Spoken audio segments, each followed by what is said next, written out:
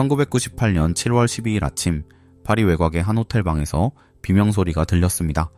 세계 최고의 스트라이커 호나우두가 침대에서 쓰러져 있었습니다. 입에 거품을 물고 온몸이 경련하고 있었습니다. 그날 저녁 그는 월드컵 결승전에 나서야 했습니다. 이 아침이 어떻게 끝났는지, 그리고 그 이후 4년이 어떻게 흘렀는지 끝까지 들으시면 당신도 오늘 다시 일어설 이유를 하나 찾게 될 겁니다. 1998년의 호나우두는 지금으로 치면 메시와 호날두를 합쳐놓은 것 같은 선수였습니다. 21살의 나이에 이미 FIFA 세계 최고 선수상을 받았고 그 어떤 수비수도 그를 막을 방법이 없었습니다. 브라질에서는 신이라고 불렸고 상대팀 감독들은 그의 이름을 들으면 잠을 못 잤습니다. 당시 브라질 대표팀은 이미 4번이나 월드컵을 들어 올린 나라였습니다. 그리고 이번 대회에서도 호나우두가 이끄는 브라질은 압도적인 우승 후보였습니다. 조별 예선부터 결승까지 브라질은 마치 이미 정해진 이야기처럼 올라왔습니다. 호나우두가 결승에서 2골만 넣으면 브라질은 자연스럽게 5번째 우승컵을 들게 될 거라고 모두가 믿었습니다. 그 호나우두에게도 사람들이 잘 모르는 면이 있었습니다. 그는 경기 전날 밤 잠을 잘 못 자는 걸로 유명했습니다. 마음이 예민한 선수였습니다. 엄청난 기대가 어깨 위에 올라앉아 있을수록 그 무게가 잠을 앗아갔습니다. 겉으로는 자신감 넘치는 스트라이커였지만 속으로는 많은 것을 느끼는 사람이었습니다. 그날 밤도 마찬가지였을 겁니다.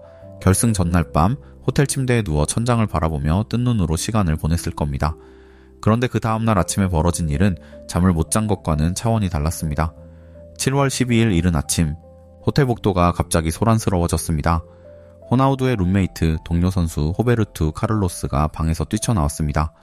그의 얼굴이 하얗게 질려 있었습니다. 호나우두가 쓰러졌습니다. 경련이 일어났습니다. 그것도 한 번이 아니라 반복적으로 에드문드를 비롯한 동료들이 달려왔습니다. 팀 닥터가 달려왔습니다. 호나우두는 간신히 의식을 되찾았지만 그 몸 상태로 경기를 뛴다는 건 상상도 할 수 없는 상황이었습니다. 처음 발표된 선발 명단에는 호나우두의 이름이 없었습니다. 그건 당연한 결정이었습니다. 아침에 쓰러진 사람이 그날 저녁 월드컵 결승을 뛸 수는 없으니까요. 그런데 경기 시작 몇 시간 전 갑자기 명단이 바뀌었습니다. 호나우두의 이름이 다시 올라갔습니다. 이후 여러 의혹이 제기되었습니다. 당시 브라질의 주요 스폰서 중 하나였던 나이키가 호나우두 출전에 상업적 압박을 가했다는 이야기가 나왔습니다. 하지만 이건 어디까지나 의혹입니다. 공식적으로 확인된 사실은 아닙니다.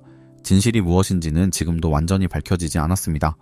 확인된 사실은 단 하나. 호나우두는 그날 결승전 그라운드에 섰습니다. 경기가 시작됐습니다. 파리 생드니 경기장 8만 명의 함성이 울려 퍼졌습니다. 그런데 이상했습니다. 호나우두가 움직이지 않았습니다. 정확히는 몸은 움직이는데 눈빛이 없었습니다. 세상에서 가장 날카로운 눈빛을 가진 선수가 그날은 마치 다른 사람 같았습니다. 공이 와도 반응이 느렸습니다. 달려도 뭔가 한 박자씩 늦었습니다. 가장 중요한 경기에서 가장 중요한 선수가 없었습니다. 그라운드 위에 호나우두는 유령 같았습니다. 몸은 있는데 호나우두가 없는 것 같았습니다. 솔직히 이런 기분 다들 아시지 않나요? 몸은 회사에 앉아 있는데 마음은 어딘가 딴 데가 있는 그 하루. 이메일을 보내고 있는데 무슨 내용을 쓰는지 모르겠는 그 감각. 그날의 호나우두가 딱 그랬습니다. 프랑스는 달랐습니다. 지단이 전반 27분에 헤딩골을 꽂았습니다. 전반 45분에 또 헤딩골. 하프타임 스코어 0-2. 후반에도 흐름은 바뀌지 않았습니다.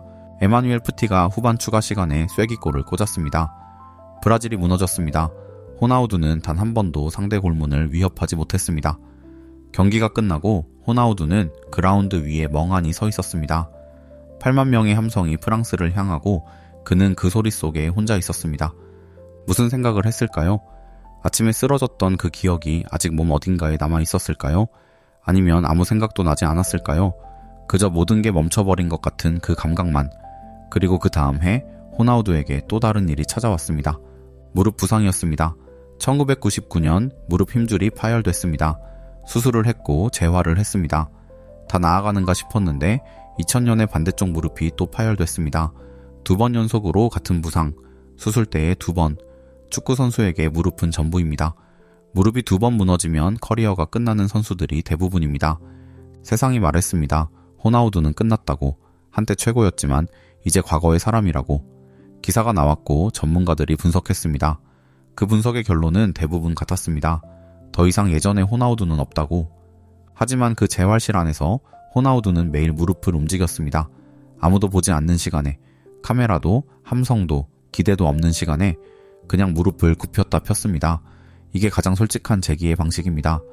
왜 버텼냐고 물으면 멋진 이유가 있어야 할 것 같잖아요. 그런데 실제로 버티는 사람들 대부분은 그냥 버팁니다. 다음날 일어나야 하니까. 아직 끝나지 않았으니까. 당신도 그런 시절이 있었을 겁니다. 딱히 이유는 없는데 그냥 출근했던 날. 왜 계속하고 있나 모르겠는데 그냥 하고 있는 일. 호나우두의 재활이 딱 그랬습니다. 2002년 5월. 한국과 일본이 공동 개최한 월드컵이 시작됐습니다. 호나우두가 돌아왔습니다. 조별 예선부터 달랐습니다. 눈빛이 달랐습니다. 1998년의 그 흐릿한 눈빛이 아니었습니다. 공이 오면 달려들었고 수비수와 부딪혀도 쓰러지지 않았습니다. 브라질은 결승까지 올라갔습니다. 6월 30일 요코하마 국제경기장. 공이 흘러들어옵니다. 호나우두가 달립니다. 수비수 한 명이 따라옵니다. 경기장이 터졌습니다.